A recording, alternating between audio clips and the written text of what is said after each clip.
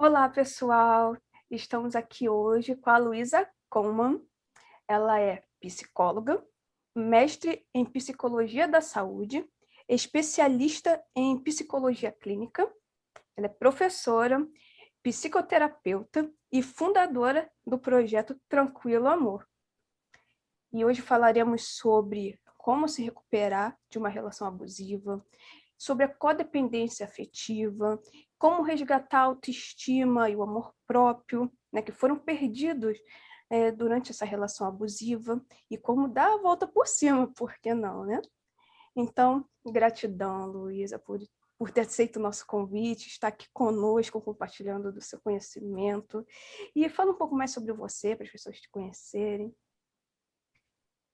Pessoal, tudo bem com vocês? Fico muito grata pelo convite, né? É um prazer estar aqui conversando com vocês sobre esse tema.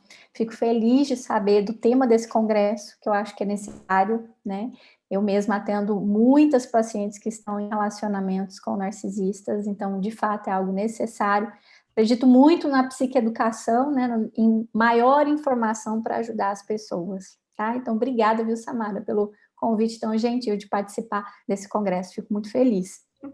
Pessoal, eu acho que a Samara já falou bastante sobre mim, né? Eu tenho dedicado, nesses últimos anos, né, a estudar o amor. Então, minha área de conhecimento, de especialidade, né, a área onde eu foco toda a minha energia e auxiliando, na verdade, é para auxiliar as pessoas que sofrem por amor a desenvolverem formas mais saudáveis de amar, né?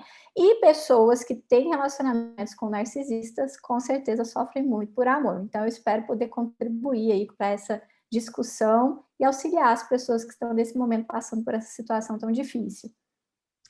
Gratidão mesmo, Luísa. Com certeza vai ajudar muitas pessoas.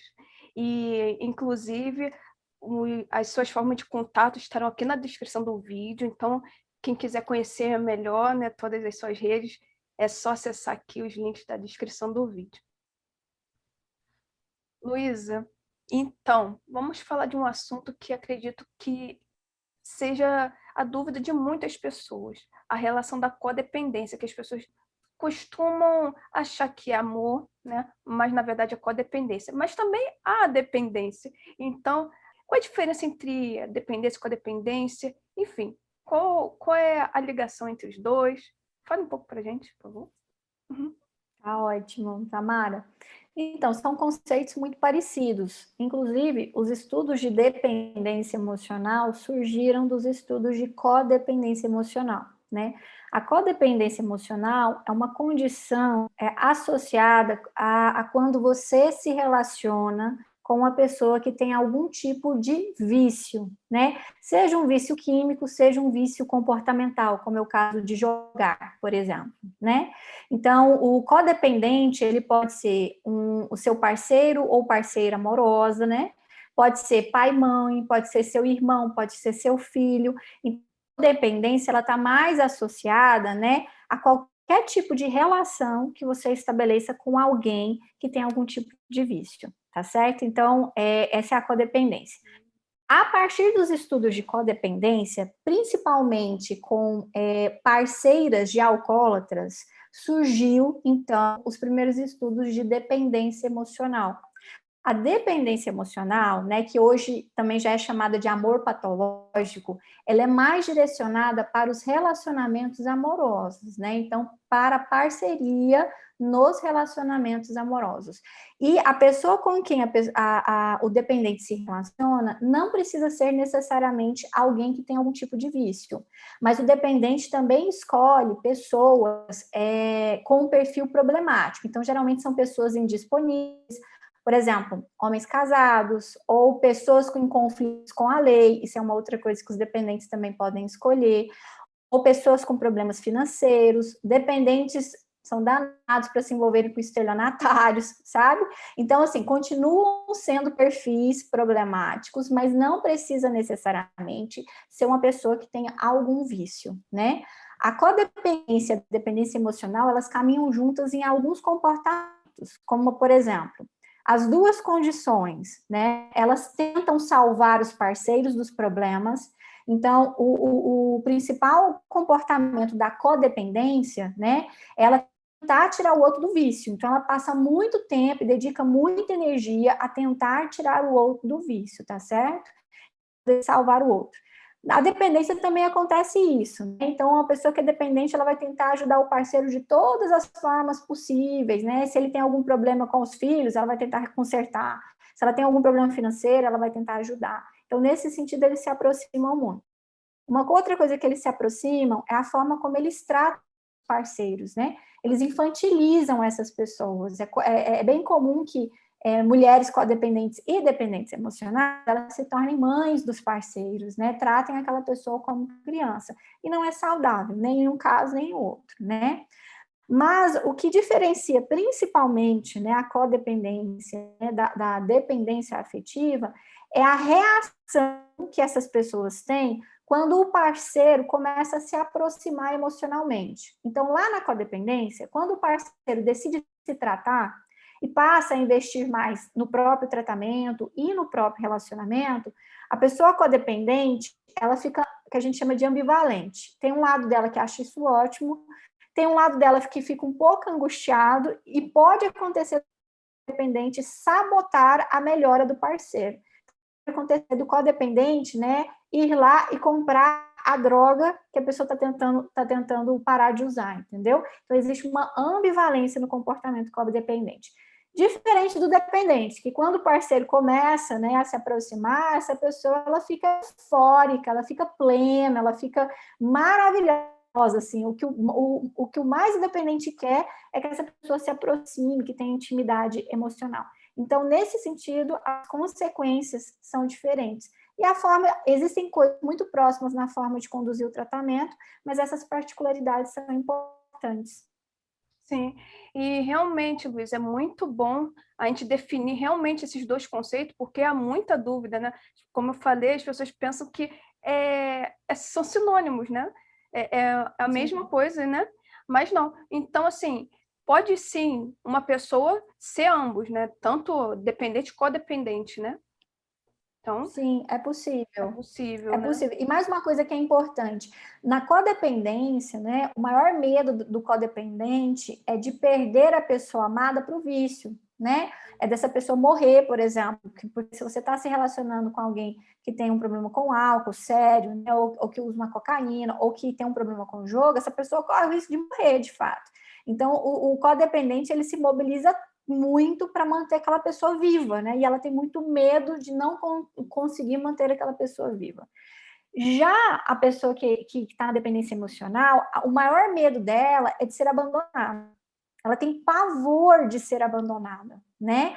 Então, assim, ela não está querendo manter o outro vivo, ela quer que a pessoa fique com ela, porque só de pensar na possibilidade, né, dessa pessoa ir embora ou abandoná-la de alguma forma, isso provoca um terror na pessoa dependente. Então, os medos também são diferentes. E, em relação ao abuso narcisista, eu vejo muito mais, né, na dependência emocional, a gente pensa em relacionamentos amorosos, né, do que na codependência. É claro que também pode acontecer. Sim, sim. Inclusive, é muito importante, né, saber disso, porque realmente a vítima, ela tem esse complexo de salvadora e se doa muito. Então, é uma característica marcante da vítima, né, que é codependente ou dependente, de se doar, né, desse complexo de salvador. Então, é bem interessante saber isso, para entendermos melhor como funciona a vítima, né, a mente da vítima, né, nessa questão. Inclusive, Luísa, após uma relação abusiva, a vítima está destruída, arrasada, abalada emocionalmente, psicologicamente, e assim, no fundo do poço, como podemos assim dizer. Fazendo até uma analogia com o filme O Chamado, né, onde tem a minha xará, né? Então, como a vítima pode se reerguer, sabe? Se recuperar de uma relação abusiva, né? E se curar dessa relação? Como ela pode fazer para se reerguer? Primeiramente, é importante entender que sair de um relacionamento abusivo, né, muitas vezes deixa marcas em você, talvez até por uma vida inteira, dependendo de como foi esse relacionamento, né? Quanto mais tempo você ficou no relacionamento, mais chance você tem de ter sido marcada por esse relacionamento, né? De ter marcas, traumas, né? Feridas emocionais muito profundas. Outra coisa também, vai depender também do quanto esse relacionamento foi abusivo, principalmente do quanto ele teve presença, né, de violência física e violência sexual. Esses dois tipos de violência deixam marcas assim extremamente profundas. Existem outros tipos de violência também no relacionamento abusivo que também deixam marcas, mas esses dois tipos em especial, né, deixam marcas muito profundas. Então, sair de um relacionamento abusivo, muitas vezes é sobreviver, né? É sobreviver e é sair com essas marcas. A primeira coisa que eu acho que é importante é que você não julgue a si mesma, né? Após sair desse relacionamento. Porque é o que geralmente as pessoas fazem quando saem de um relacionamento abusivo. Ficam muito assim, de como é que eu não vi, como é que eu não percebi, ou se percebia, como é que eu não saí, né? Como é que eu não dei conta de sair. E isso vira, né, uma autocrítica, um autojulgamento, né, que se transforma em culpa, em autoagressividade. Isso para a recuperação é horrível, horrível. Porque, veja bem, você já saiu muito destruída de um relacionamento abusivo, que mexeu completamente com a sua autoestima, pode ter mexido em várias outras coisas, áreas importantes da sua vida, e aí você já sai totalmente vulnerável. Se você sai vulnerável dessa forma e ainda começa, né, com um auto-julgamento, uma auto-agressividade direcionada para você, aí que você vai estar no chão, aí que você não vai conseguir mesmo se reerguer, né? Porque além de se recuperar de tudo aquilo que você passou, você ainda vai ter que lidar com a energia da auto-agressividade, né, direcionada para si mesma. Então, a primeira coisa que eu acho que é importante é não se julgue. Cale a voz na sua cabeça que aponta o dedo para você o tempo todo, que te critica, que te cobra ter feito algo diferente. Porque se você não fez algo diferente, não é porque você não queria, é porque você não dava conta, né? Você não saiu antes ou não observou que você estava num relacionamento abusivo, porque você ainda não tinha recursos emocionais, né, para lidar com aquela situação. Então, a pessoa que você é hoje, depois de passar por um relacionamento abusivo, é completamente diferente da pessoa que começou esse relacionamento. Não é justo com você esse julgamento. E vou te falar uma coisa: quando você sai de um relacionamento abusivo, eu já te julga. Né? Isso é uma das coisas mais difíceis, inclusive, de estar num relacionamento abusivo. Porque as pessoas muitas vezes não entendem, né? E quem não viveu um relacionamento abusivo tem muita dificuldade de entender como é que funciona e o quanto é difícil sair da teia do abusador, né? E muitas vezes julga, acha que você gostava, que você queria ficar naquela situação, o que não é verdade. A gente fica porque a gente não dá conta de outra coisa, né? Então, assim, você já vai ter que enfrentar o julgamento das outras pessoas. Dependendo, se houve, por exemplo, violência física, você já vai ter a vergonha da exposição da violência física, né? Então, assim, você já vai ter que enfrentar tantas coisas. Será que é justo com você se maltratar ao longo desse processo? Então, assim, não é justo. Então, ao contrário do auto-julgamento, o que você precisa é de um profundo olhar amoroso por você mesma, de muita compreensão, muita compaixão, muito acolhimento, de entender que foi horrível o que você passou, né? Que pode ser que você seja de fato um sobrevivente, dependendo do quanto era abusivo o seu relacionamento, né?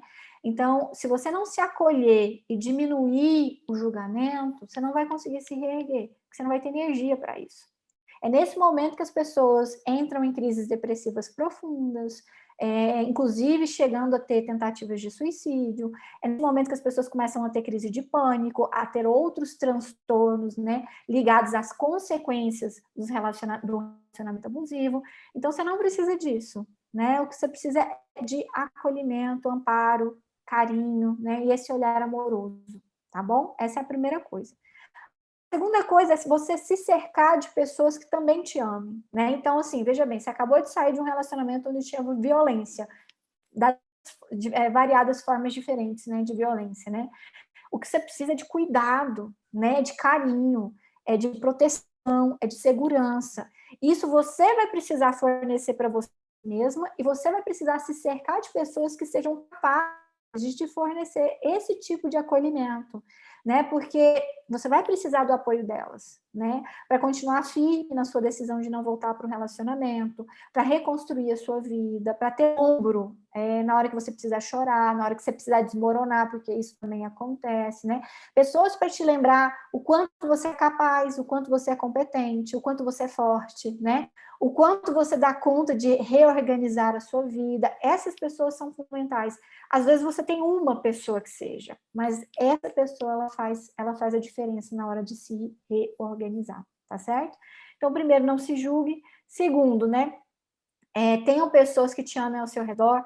Terceiro, não tenha contato com o abusador. Isso é uma outra coisa, tá? Se você não quer voltar para essa relação, se o seu objetivo é seguir em frente, não tenha contato com o abusador, tá? Se você, agora sim, quero fazer uma exceção, porque é diferente quando você tem filhos com essa pessoa. Se você não tem filhos com essa pessoa, não tem nenhum vínculo com essa pessoa, né, além do relacionamento amoroso, o contato é zero, tá? Por quê? Dependendo do perfil desse abusador, mas principalmente o narcisista, vamos falar aqui, ele vai tentar ou te seduzir para que você volte, então ele vai insistir atrás de você, vai insistir em conversar com você, vai te prometer tudo que você sempre sonhou na sua vida, ele vai te entregar de bandeja lá, isso é a sedução, né? Vai ter as palavras mais doces e os gestos mais maravilhosos de amor, vai ser romântico, vai levar flores, né?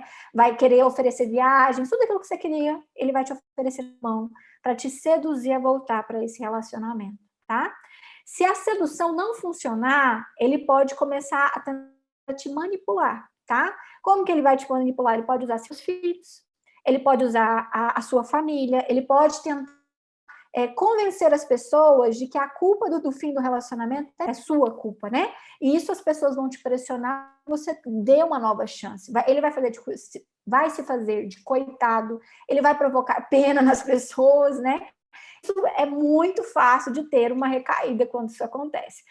E quando não, a sedução não funciona, a manipulação não funciona, ele vai para a violência. E aí é o momento que ele fica mais perigoso, tá? Então, contato zero com essa pessoa. Que essa pessoa não saiba de você, da sua vida, do que você está fazendo, nada. Quanto mais distância, melhor para você conseguir seguir em frente. Agora, a exceção que eu ia falar é em relação aos filhos. Quando existem filhos, né, junto com o abusador, a situação muda.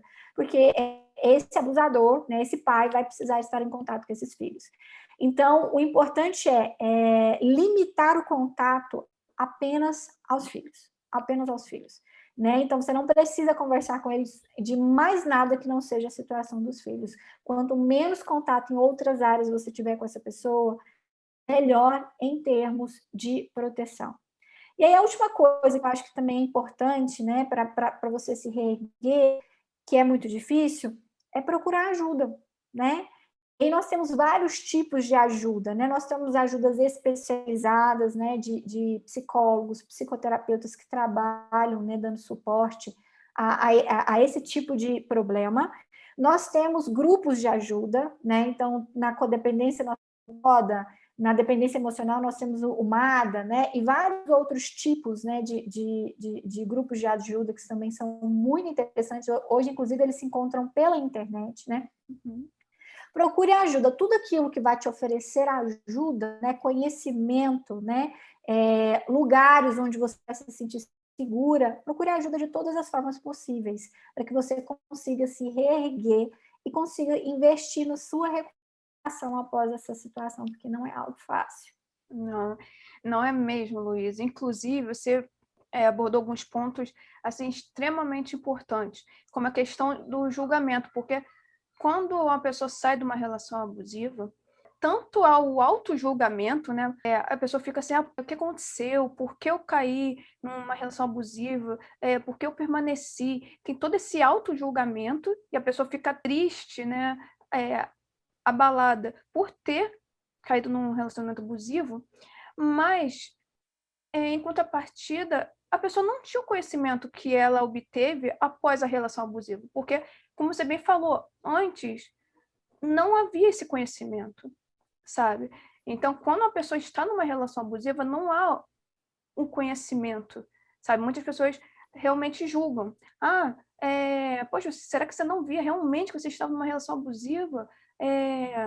Não, assim, isso não é claro, sabe? Quando a pessoa está numa relação abusiva, ela não se dá conta, sabe? A não ser que tenha uma regressão física, né? Regressão física aí é diferente, porque como você bem falou, uma relação abusiva não é só quando há agressão física, e sim a emocional, a psicológica, que causa tantos danos quanto uma agressão física.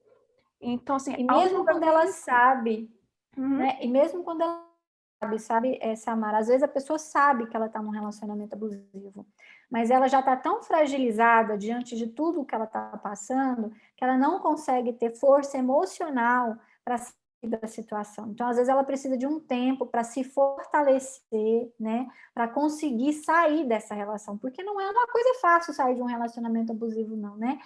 Principalmente se for um casamento, por exemplo, principalmente se for um casamento que envolve patrimônio, envolve filhos, envolve uma série de amarras com o abusador, não é fácil, né? Então tem toda uma questão psicológica de fragilidade, né? Questões emocionais de fragilidade, mas também tem outras coisas que também estão em jogo. Então não é fácil de uma relação, mesmo a gente sabendo, né? E qualquer pessoa, gente, qualquer pessoa está sujeita a viver um relacionamento abusivo, tá? Eu costumo falar, Samara, que o amor ele é muito democrático, sabe? Tanto para o bom quanto para o ruim, né?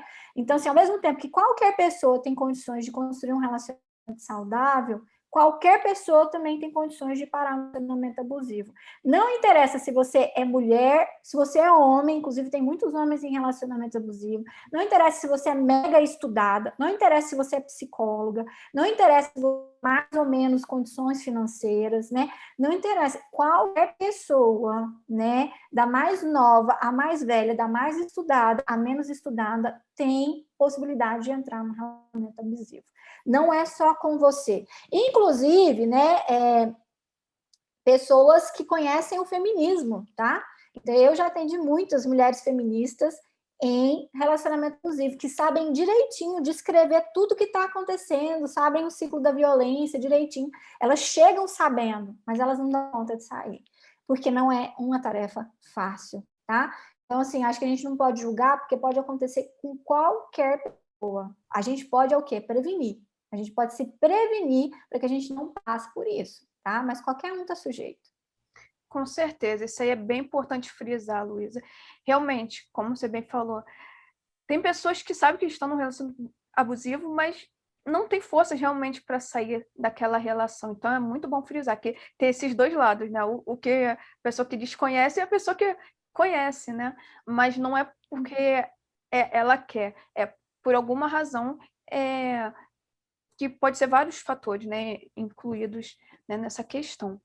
E então, Luísa, o que é recomendável fazer e o que não é após um término? Eu acho que é recomendável fazer são essas questões que eu acabei de falar. E o mais importante depois de um relacionamento abusivo, vamos colocar assim, o mais recomendável de tudo, né? Além dessas coisas que eu já pontuei, é você investir fortemente na recuperação da sua autoestima.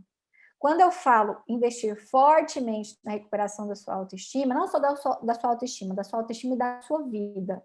Porque muitas coisas paralisam durante o relacionamento abusivo, né? Então, quem está no relacionamento abusivo tem várias áreas da vida comprometida. Então, o trabalho fica comprometido, a relação com os filhos, a relação com a família, a relação com os amigos, a própria saúde física, né?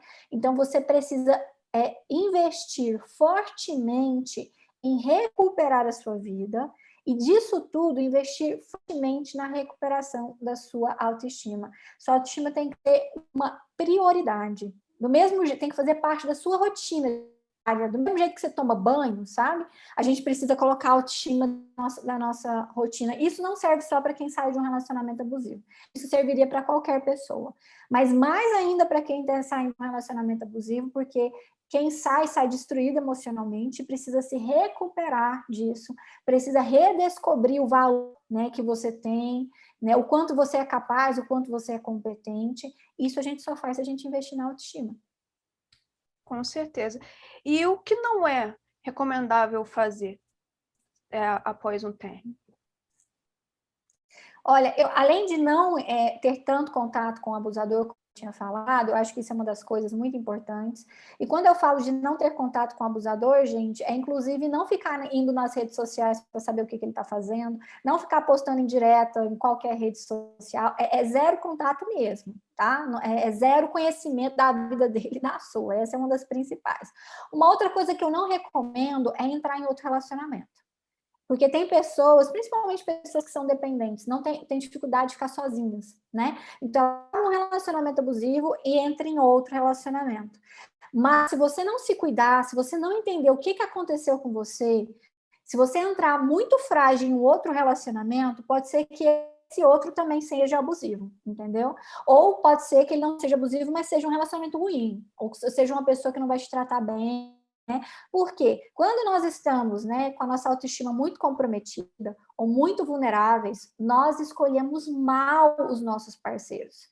A gente escolhe aquele que chega, o primeiro que você escolhe, né? Porque você quer tanto viver uma coisa diferente, você quer tanto acreditar que o amor pode ser diferente, você quer tanto, às vezes, esquecer o seu parceiro, né? E aí quer se envolver com uma outra pessoa. Isso não é uma boa ideia, tá? Porque você está muito mais fragilizada, você vai aceitar a primeira pessoa que chegar aí na sua vida, né? E nem se essa pessoa vai ser uma pessoa melhor do que o parceiro anterior. Então, não é o momento de colocar energia em um novo relacionamento. Essa energia tem que ficar em você. Você vai ser a coisa mais importante na sua vida. Você precisa da energia para recuperar a sua saúde em todos os níveis da sua vida. Então, não existe, não é o momento de você canalizar sua energia para um novo relacionamento, tá? Isso geralmente atrapalha, fora que existe a chance do novo relacionamento ser tão ruim ou até pior do que o anterior. Verdade, Luísa. Inclusive, essa questão é muito importante porque acredito que você concorde, que a pessoa tem que focar em si. Após o término, a pessoa precisa se recuperar, focar em ter amor próprio, porque durante a relação abusiva foi perdido o amor próprio. Então, precisa dar uma pausa, se interiorizar, né? Fazer uma terapia, se conhecer os padrões que fez com que ela tivesse nessa relação. Então, é bem importante frisar que é bom dessa pausa, sabe? Não entrar direto num relacionamento. Digo isso porque a vítima vê o abusador já entrando num novo relacionamento pouco tempo depois. Parece até que já tem um contatinho ali, já tem um step, né? Então, a vítima, quando stalkeia, né? De alguma forma, que foi o que você falou para não fazer, que é uma das indicações de todas as especialistas, falam para não fazer stalker, procurar saber por terceiros como a pessoa está, enfim. Mas digamos que a vítima sabe que o abusador já está com uma outra pessoa.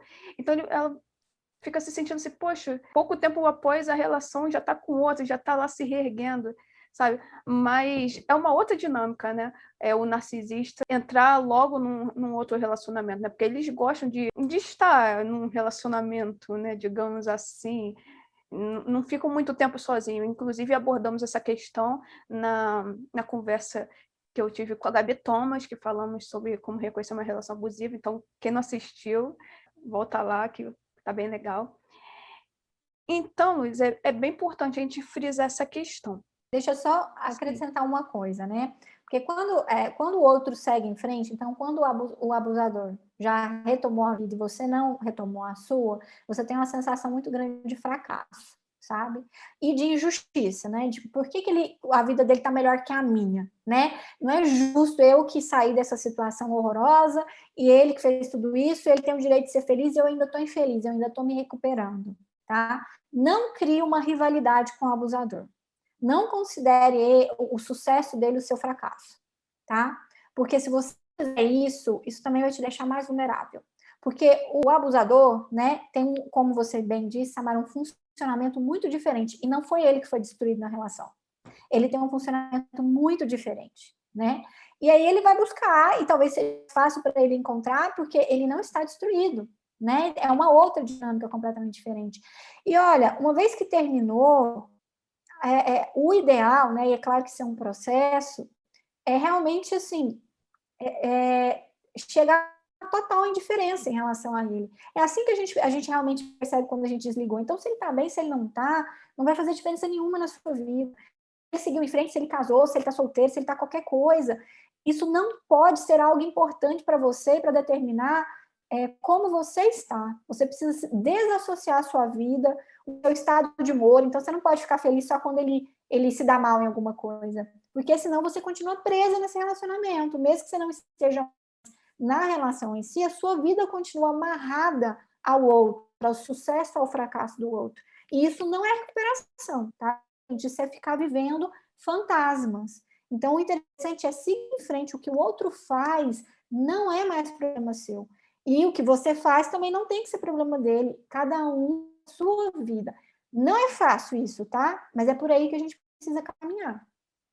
Com certeza, Luiz. Então é bom deixar bem claro todas essas questões que são muito importantes, porque realmente a vítima vê o abusador seguindo em frente, né, com a sua vida e ela lá ainda se recuperando, né? Então ela se sente realmente que está fracassando, mas não é para a vítima se sentir assim. E sim procurar se entender, compreender o que houve e realmente se reerguer, né? Então, esse é o momento, sabe? Então, é bom deixar isso bem claro. Inclusive, Luísa, falamos sobre o Wolverine. Tem pessoas que caem no Wolverine, que é uma das manipulações. Mas, afinal, a vítima deve dar uma segunda chance para o abusador, né? Após uma relação abusiva. Deve ou não dar uma segunda chance? Eu sei que é casos e casos, mas e aí? É difícil falar o que o outro deve ou não deve fazer, né? Porque, assim, cada história é uma história única, né?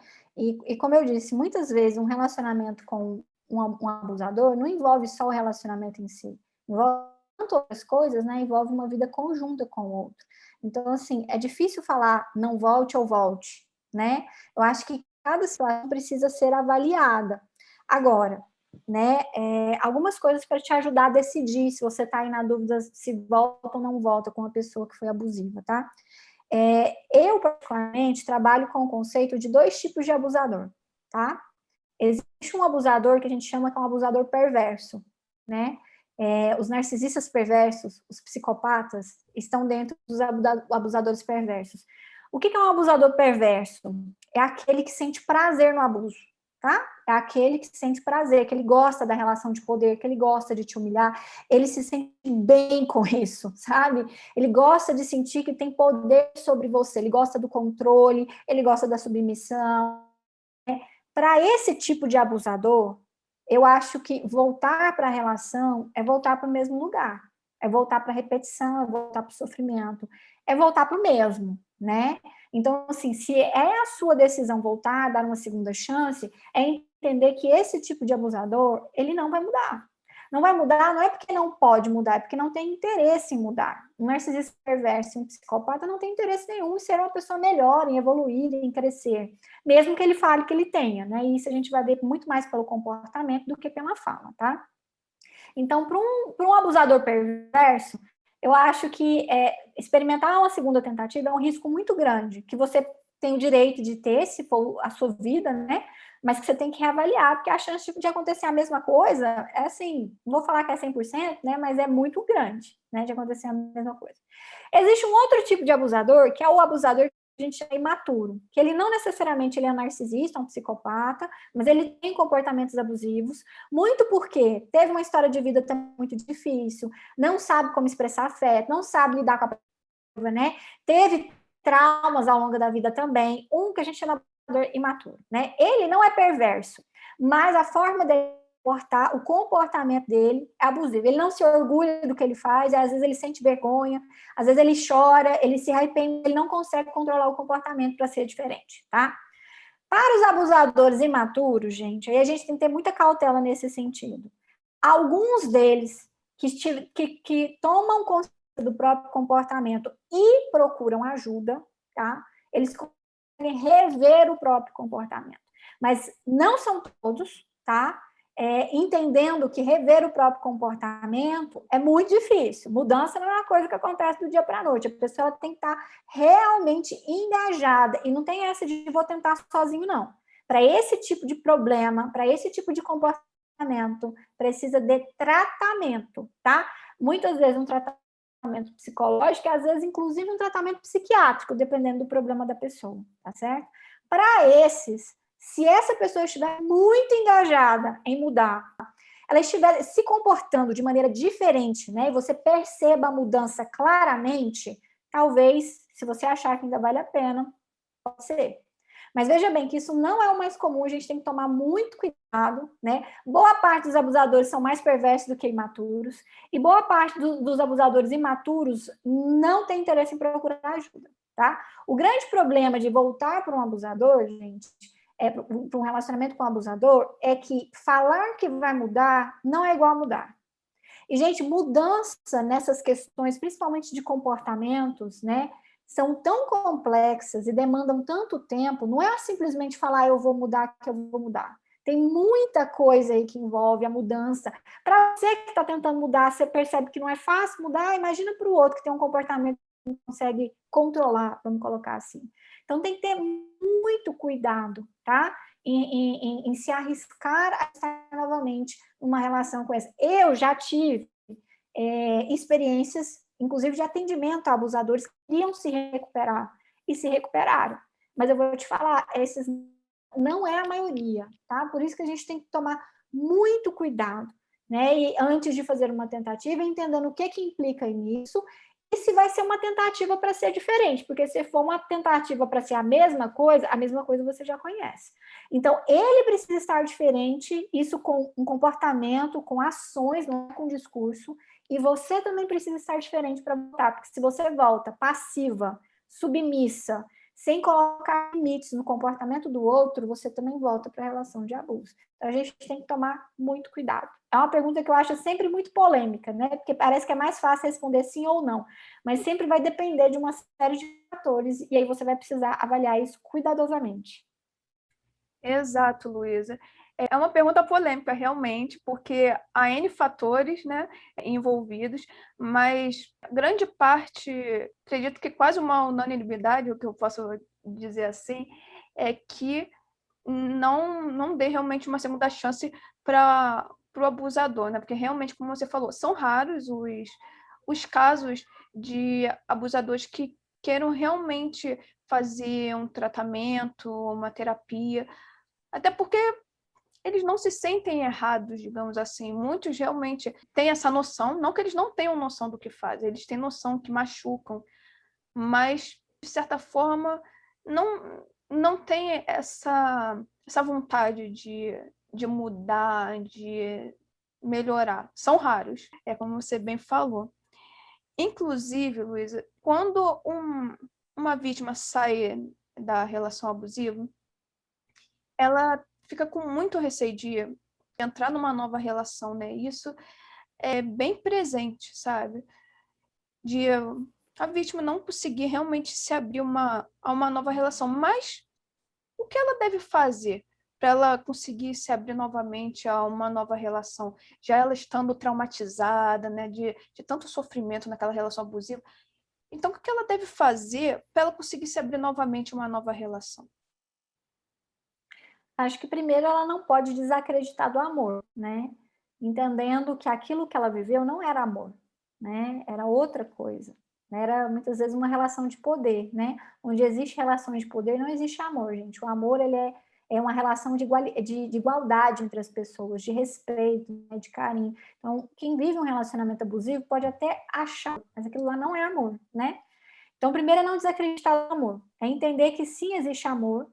Sim, existem formas saudáveis desse amor, e aí você vai precisar encontrar, né, e desenvolver os recursos necessários para desenvolver esse amor que seja mais saudável, né? Então não desacreditem no amor, gente, o amor é uma coisa maravilhosa, E um relacionamento abusivo não resume o amor, né? Só diz, né, de uma situação muito específica e diz talvez da sua necessidade de desenvolver recursos de proteção para que nunca mais entre no relacionamento. Eu acho que a melhor forma de você se abrir para um novo relacionamento é você acreditando em si mesma, sabendo se proteger, sabendo dizer não, sabendo quando o outro ultrapassa o seu limite, né? Não se submetendo a coisas que não são justas, né? Conseguindo se comunicar de maneira assertiva diante do outro. Então, se você passa a confiar em si mesma, no sentido assim, de que ninguém nunca mais vai fazer aquilo com você, porque você não vai permitir que nunca mais alguém te trate dessa forma. Essa segurança te dá tranquilidade para você ir para outros relacionamentos. Porque você sabe que se acontecer novamente, você não vai nem entrar. Quando nós temos uma autoestima fortalecida, uma autoestima saudável, não é que a gente não encontra com os embustes, não, tá, gente? Embuste a gente sempre encontra. A diferença de alguém que tem uma autoestima fortalecida e uma autoestima que não é fortalecida, né, que é comprometida, é que a pessoa que tem uma autoestima fortalecida não fica. Ela identifica, ela percebe, ela sai, porque ela entende que aquilo lá não é o que ela quer para ela, entendeu? E uma pessoa que está com a autoestima comprometida, ela não percebe que aquilo lá não é legal, porque ela mesma não tem muita noção do que é bom para ela mesma, né? Muitas vezes ela não tem isso construído dentro de si mesma, não tem um referencial do que é um bom relacionamento por causa de uma história de vida difícil, tá? Então, quando você investe na sua autoestima, constrói as suas defesas emocionais, que todas são baseadas na autoestima, começa a observar o que você merece, o que você não merece, como que você quer ser tratada, né? O que você vai colocar limites, o que você não aceita, hipótese alguma. Quando você cria esses parâmetros para você, não interessa quem vier, você vai selecionar quem fica, tá? Isso é uma outra coisa muito importante. Nós precisamos fazer uma seleção de quem entra na nossa vida. Não é qualquer um que merece o nosso carinho, o nosso afeto, tá? É uma seleção. As pessoas falam, mas se escolher demais, fica sozinho. Melhor sozinho do que do lado de um abusador, entendeu? Então, a seleção ela é muito importante. Mas eu só vou selecionar primeiro se eu achar que eu mereço selecionar. Porque se eu achar que eu não sou nada, quem sou eu para selecionar outra pessoa, né? Vou aceitar aquilo que vier. Isso já é um sinal de autoestima comprometida. Não, eu vou selecionar, porque eu quero pessoas que tenham condições de me oferecer aquilo que eu mereço e que me tratem com o respeito que eu mereço. Então, se eu tiver essa autoconfiança em mim, se eu tiver a autoestima fortalecida, eu não vou ter medo do amor, porque eu me garanto diante do amor. E é isso que você precisa aprender a fazer, a se garantir diante do amor. Quando você se garante, não tem relacionamento abusivo que fique, porque você não dá espaço, você não permite, você sai. Com certeza, Luísa, é muito importante essa questão. Inclusive, é bem difícil, né? A vítima confiar em alguém novamente. É difícil se abrir uma nova relação, porque a pessoa confiava tanto naquela outra pessoa e passar a confiar novamente em outra pessoa, porque a confiança foi quebrada, sabe, durante a relação. A pessoa lá se doou, e no final acabou se traumatizando, se doendo. Então, realmente fica essa questão, né, da confiança quebrada. Então, como que ela pode fazer para passar a confiar em alguém novamente, já que essa confiança foi quebrada na relação anterior? Primeiro, ela não pode generalizar. Então, entendendo que não é porque uma ou duas ou três pessoas foram assim com você que todas as pessoas serão da mesma forma, né? Então, nós temos muito o hábito de generalizar para a gente se proteger, né? Então, vamos supor, um homem fez isso comigo, todos os homens vão fazer, logo eu não posso confiar em nenhum dos homens. Isso não é assim que funciona na realidade, né? Não é porque aquele fez que todos os outros farão também. A gente tem que dar, eu falo que a gente tem que dar nome aos bois. Então, aquele fulano não serve para ter um relacionamento comigo. Aquele, naquela situação, daquele jeito, naquele contexto. Não quer dizer que uma outra pessoa, em outra situação, de um outro jeito, não possa fazer diferente. Então, a gente precisa quebrar esse padrão de generalização do nosso pensamento, porque isso sabota os nossos relacionamentos amorosos, tá? A outra coisa que é importante em relação à confiança, gente, é você ter condições de identificar quem tem o comportamento que merece a sua confiança. Porque o que acontece com a pessoa que viveu um relacionamento abusivo? Ela deu a confiança para alguém, né, que não merecia, e aí ela fica com medo de não saber identificar uma pessoa se ela é boa ou má, então é melhor tratar todas como sendo ruins, porque aí ela se protege, entendeu? Mas não é esse o caminho, porque se você for para esse caminho, você nunca mais vai ter um relacionamento amoroso na sua vida, né? O caminho não é desconfiar de todos, né, para se sentir protegida. O caminho é, eu tenho que aprender em quem confiar. E confiança, gente, é uma coisa muito preciosa que a gente não entrega para qualquer pessoa, né? Nós precisamos entender que confiança é uma coisa que é construída com o tempo. Então, realmente, você acabou de conhecer alguém, desconfie. Você não vai entregar sua confiança para uma pessoa que você mal conhece. Para a gente confiar, a pessoa precisa de tempo. É muito importante entender isso, pessoal, porque algumas pessoas têm um jeito de confiar muito infantil, muito inocente, sabe? Entrega a confiança para qualquer um que seja bonito e fala umas palavras bonitinhas para você. Isso é um jeito muito inocente de confiar. A pessoa ela precisa merecer a sua confiança. E como que ela merece a sua confiança? Ela tem que ter comportamentos coerentes com aquilo que ela está falando. Então, se ela fala que ela gosta de você e ela te trata mal, isso não é um comportamento coerente. Você não vai confiar em alguém que fala que gosta de você e trata mal, por exemplo, entendeu? Agora, se ela fala que gosta de você e preza por você, você vai observar o comportamento dela e aí ela te trata bem, ela te respeita, ela te dá satisfação, ela não mente. E a partir desses comportamentos, você vai abrindo para confiar no outro. Mas é com coisas palpáveis, gente. Nós não confiamos só porque a gente simpatizou com o outro. A gente tem que tomar cuidado com isso, porque a gente, assim, conversa com a pessoa simpática, né? Vocês tiveram uma conversa legal, eu vou confiar. Não é assim que a gente dá confiança. Eu não confio no outro porque ele é bonito, sabe? E tem pesquisas que falam disso, que a gente tem mais chance de confiar nas pessoas quando elas são bonitas. Gente, ser bonito não é uma pessoa que merece sua confiança, tá? A gente só confia em pessoas que tenham comportamentos confiáveis. E para a gente ver esses comportamentos, a gente precisa viver com essa pessoa durante um tempo, conviver com essa pessoa durante um tempo, até perceber realmente, essa aí eu posso confiar. Então, confiança é uma construção. Nós precisamos deixar de confiar como uma criança. Sabe? Tem pessoas que são tão inocentes na forma de confiar, que é igual a criança que acha que todo mundo que tem um cachorro é legal. Tem pessoas que acham que é desse jeito, e não é assim, viu, pessoal? É interessante, sim, a desconfiança é interessante para você ficar observando o comportamento do outro. Mas uma vez que ele te deu todas as provas de que ele é confiável, ele merece uma chance, né? Pelo menos para você observar como é que vai ser essa relação. Sim, Luísa, essa frase que você falou, assim, me chamou muita atenção. A confiança é uma construção, né? Então, assim, a gente não deve confiar numa pessoa assim que a conheceu, né? É uma construção de fato, realmente, como nós abordamos, de depois de sair de uma relação abusiva, se tratar. Por quê? O que acontece? A pessoa não vai mais cair em lábias de qualquer sedutor, não vai mais se contentar com migalhas de afeto, qualquer palavrinha bonita, né? Então, não entra num novo relacionamento com ingenuidade, sabe? Então, quando a pessoa não se conhece, acaba entrando num relacionamento sendo ingênua, talvez até caindo numa nova relação, né, não tão legal, né, como já abordamos. Uhum. Então, é muito importante se conhecer, né, para não repetir os mesmos padrões, né? Exatamente isso. Exato.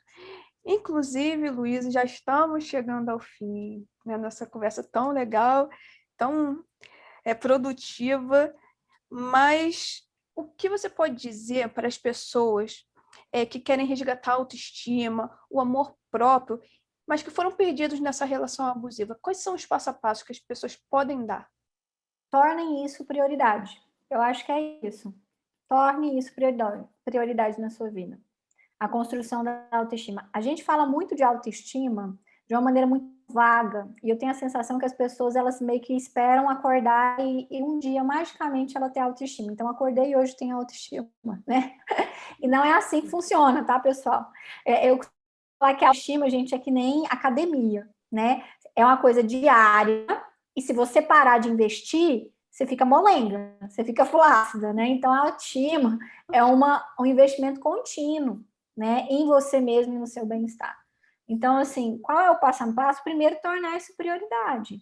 Depois, ir atrás das coisas que vão alimentar em você a admiração por você mesma, que vão fazer você se sentir mais competente, né? Que vão fazer você perceber o seu valor. Isso tem várias coisas. Eu sempre falo de terapia porque eu acho que a terapia tem mais ferramentas para ajudar nessa construção, mas não precisa ser somente a terapia, né? Você pode investir em várias outras coisas que também envolvam autoconhecimento, né?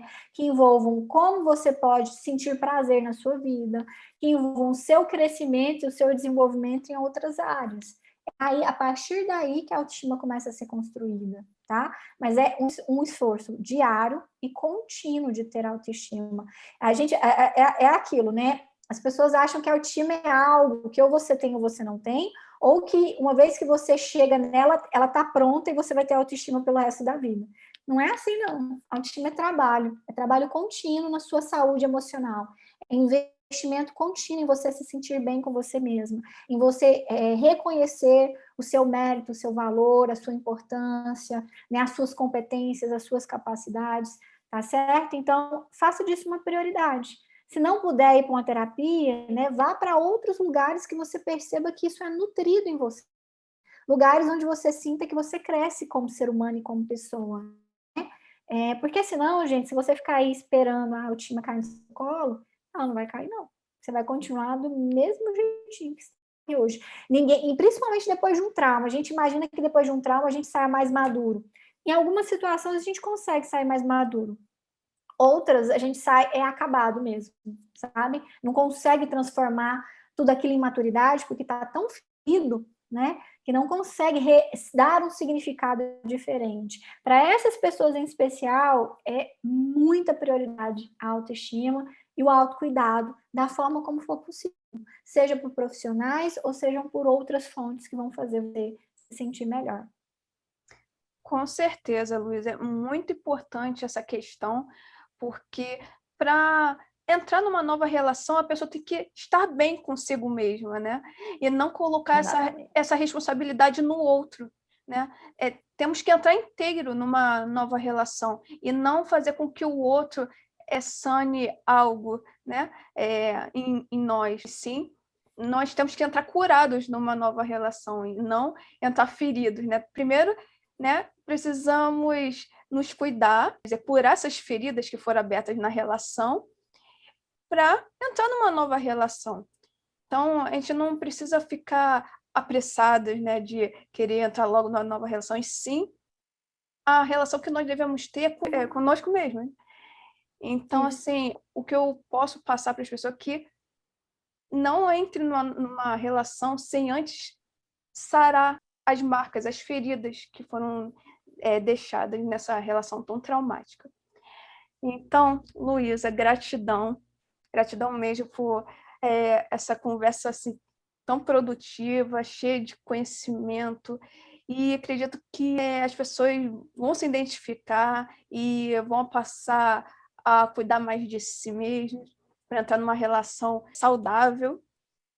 Então, gostaria de agradecer imensamente você estar aqui conosco, compartilhando seu conhecimento, e deixa um recadinho para as pessoas aí que nos assistem. Ah, tá ótimo. Eu que agradeço o convite, gente. Obrigada por todo mundo que está participando, que está aqui me ouvindo, né? E, gente, o recado que eu deixo para vocês é esse de não desistam do amor, né? Procure formas de você se preparar para o amor. E se preparar para o amor é conseguir encontrar paz na própria vida, né? E relacionamentos bons, eles existem, tá? Relacionamento saudável é algo que é possível, mas a gente precisa desenvolver recursos emocionais para conseguir construir uma relação dessa forma. Então, não desista do amor. Se prepare emocionalmente para esse amor que vai vir, porque todo mundo merece viver um amor que seja bom. Todo mundo merece um amor tranquilo, né? Um amor saudável, que é o tema que eu trabalho. Eu trabalho muito dos relacionamentos que trazem paz. Para mim, relacionamento saudável, relacionamento que te traz paz, tranquilidade, qualidade de vida, bem-estar, e todo mundo merece isso, e todo mundo tem condições de construir essa relação. Mas para isso a gente precisa se preparar. Tá? Obrigada, Samara, pelo convite, tá bom? Qualquer coisa, estou à disposição. Muito obrigada, Luísa. E fica aí a dica da Luísa e maratone os vídeos dela, porque são ótimos. Então, é um complemento aqui para toda a nossa conversa. Tem outras formas de obter conhecimento, então vocês podem estar lendo livros, vendo também o YouTube de todos os congressistas que aqui estão. Então, procurem conhecimento, busquem conhecimento, não parem por aqui, tá bom? Esse é o recado que eu deixo também.